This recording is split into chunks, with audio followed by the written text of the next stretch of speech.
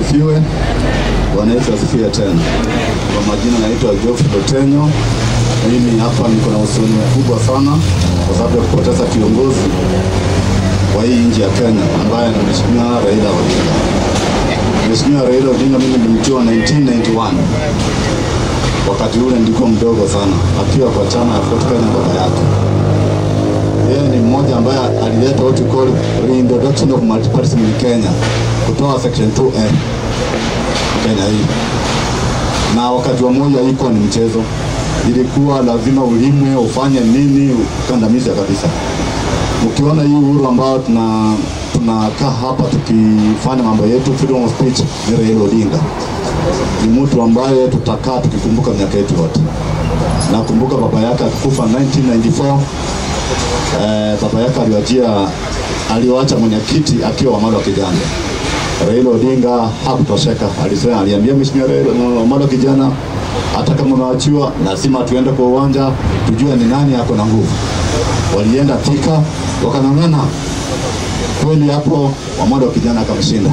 Raila hakungojea. Raila alienda akaunda NTV. 1997 kura ikakuja. Moja akatunyang'anya kawaida na Kibaki akafuata. Raila kwa hiyo election akashinda. Wamalwa akakuwa number 3, Wamalwa number 4. Sio ni mtu ambaye alikuwa anajituma.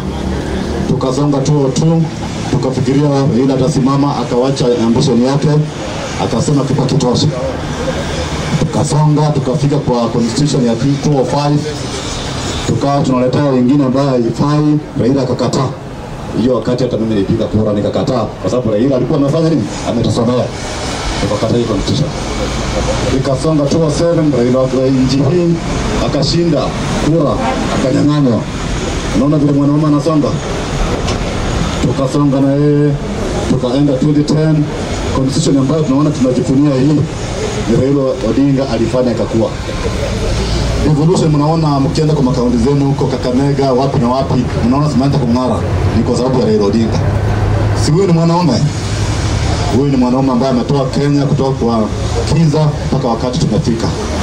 Tunaenda mpaka 2013, Raila Odinga ndio huyu anasonga. Mwanaume ambaye hawezi arudi nyuma. Tumshukuru, ni mtu ambaye ametuachia legacy.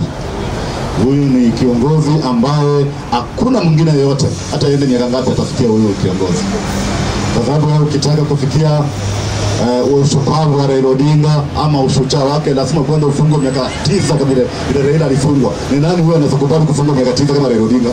Mimi sioni Kenya hii.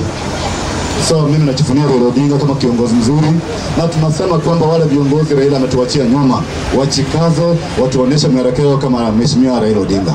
Na mimi nasema kwamba mahali anaenda Mungu ameweka mahali pema peponi. Asanteni. Asante sana, tupigieni Mheshimiwa Geoffrey Otenyo kwa speech yake.